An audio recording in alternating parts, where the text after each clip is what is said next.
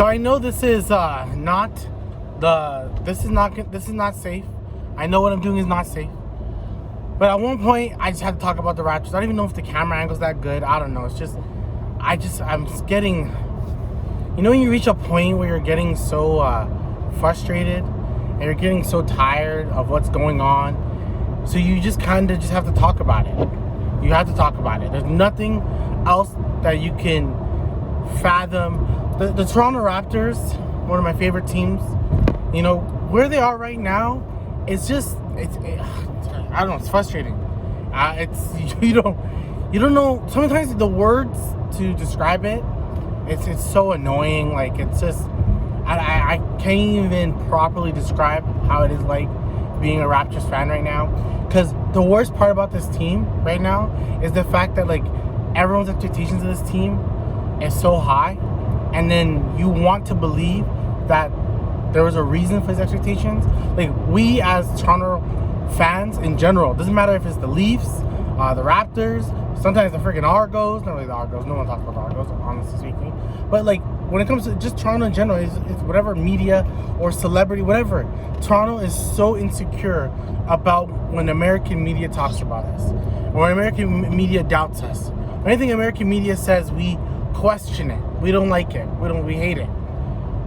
Well, right now, if we're really thinking about it, when all these people were saying the Raptors won't be a top 6 team and they're going to be a play-in team, and we argued when they're talking about Scotty Barnes and Pascal not being that guy and all these things, even though Pascal's had a good year, I'm not disputing any of that shit. I'm just saying, when everyone's talking that shit, we defend it. We defend it so freaking hard. We defend it so hard, and we're out here just like saying, no, the Raptors are going to be a great team this season. The Raptors this, the Raptors that. We're all convinced that the Raptors are going to be some special team. And mind you, I think they could be a really good team too.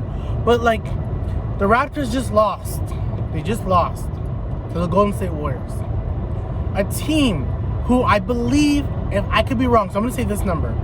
They've won 3 games on the road before this game. I think they're like 3-11.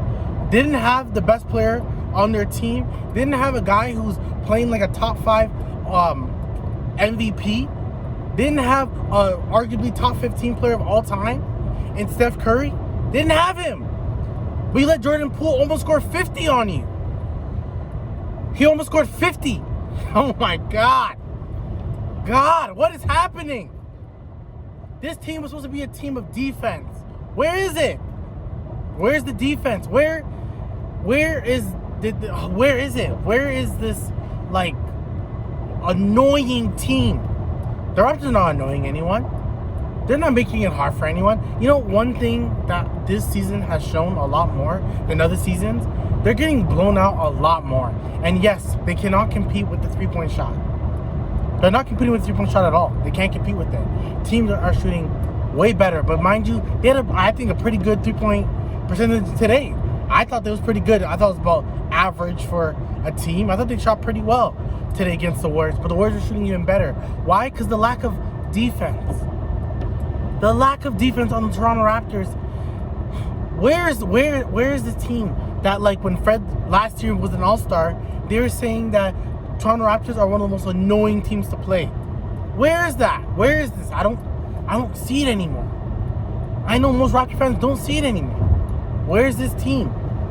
Where's the team that, like, just annoyed everybody? This team is not here. I don't see it. I know Raptor fans don't see it. The defense is, honestly, right now, it's like trash. It's trash defense, and they know it. Obviously, like, everything we're saying, they know as well. This is no dispute. They know everything that we're talking about. Like, they see it. Like, this is just, like, another Raptor fan just speaking exactly what they're saying in the locker room. They had a players-only meeting because clearly the message is not there. I was listening to a podcast the other day, and they were talking about the Raptors. The one thing that I've said to my friends, I've constantly said all around, that the Raptors, what's missing is a proper sense of organization of the lineup. Who is the number 1 option? Pascal Siakam. That is clear and defined to everyone. Who is the number 2 option? Is it right now? OG's hurt. Okay, they didn't have OG and Gary in this game, so we can say fine. They have OG and Gary. Like I said, they didn't have Steph Curry on the other side, so, like, I honestly don't even want to hear it anymore. Toronto should have beat this team. You had your best players. If you had to make a list of the best players, you would put Pascal number 1. And then if you want to put Jordan Poole number 2, I'll let you have that argument. I would never put that. I would put Fred higher. Heck, I'll put Scotty higher. I'll put Draymond higher. But then today's game, Jordan Poole's best player on the court. Jordan Poole's best player on the court. Best player on the court. So, like, yeah, you didn't have OG and you didn't have Gary. But, yes, like I'm saying, if Pascal's your number 1, who's your number 2? Ask yourself, who is your number 2 guy? Okay, it's OG then. Okay, who's your number 3? Is it Fred? Is it Scotty? You know, here's the thing. We can't be disorganized. When we won the title, Kawhi was our 1, okay? Pascal was our 2. Fred was our 3.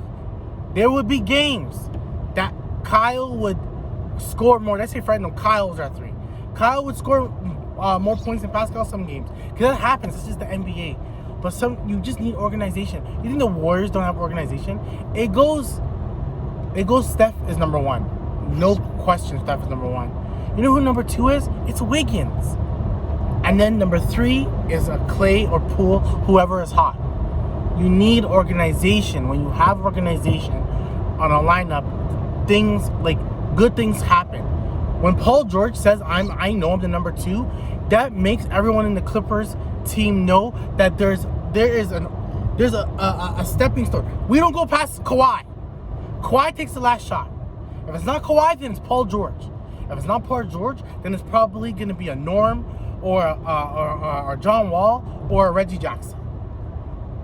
That's it. But you know who your number 2, the number 1, number 2 guy. Heck, you still know Reggie Jackson's probably your 3rd guy. You know that. But there's no organization with this team at all. I feel like that's one of the biggest issues. Defensively, I know Juancho's not the greatest defender, but Juancho's been pretty good all season to me. And honestly, I've liked his game this whole year. Liked it. I didn't dispute it. I've been I've been pretty supportive of Juancho, in all honesty. So that's not even an issue to me. Defensively, it's just trash. You know, I love the fact that Malachi is playing more. Malachi has actually helped them shoot threes at a much higher clip than they did before. What we've seen before with the Raptors is a 2-guard lineup works.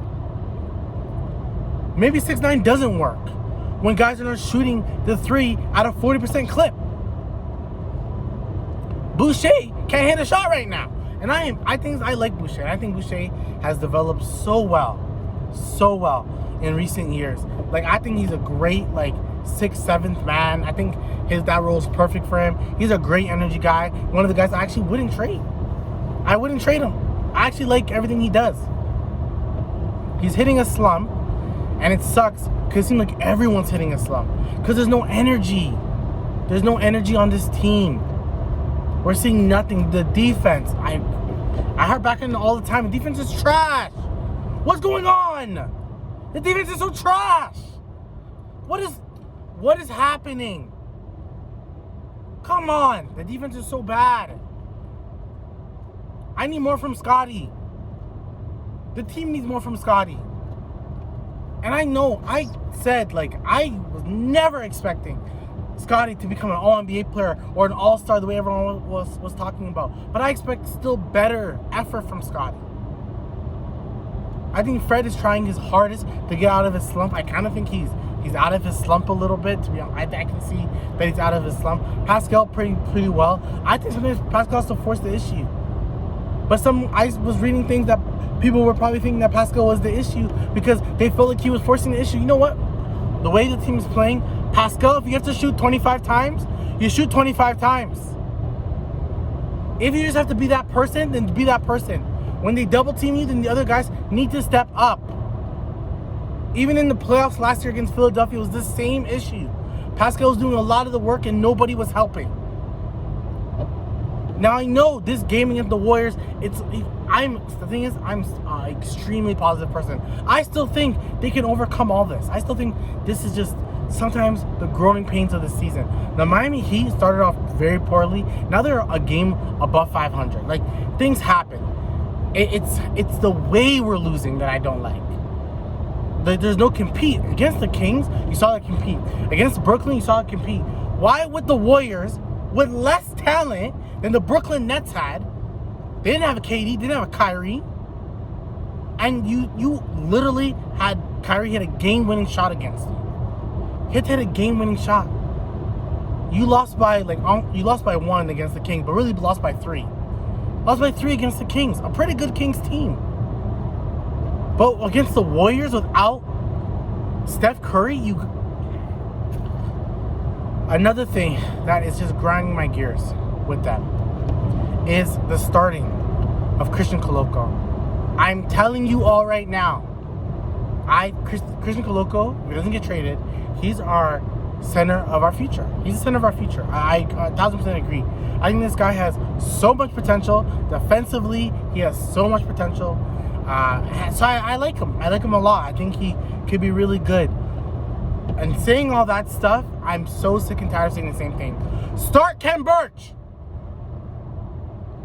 Start Ken Birch. You want to start a center? Start Ken Birch. You need a vet.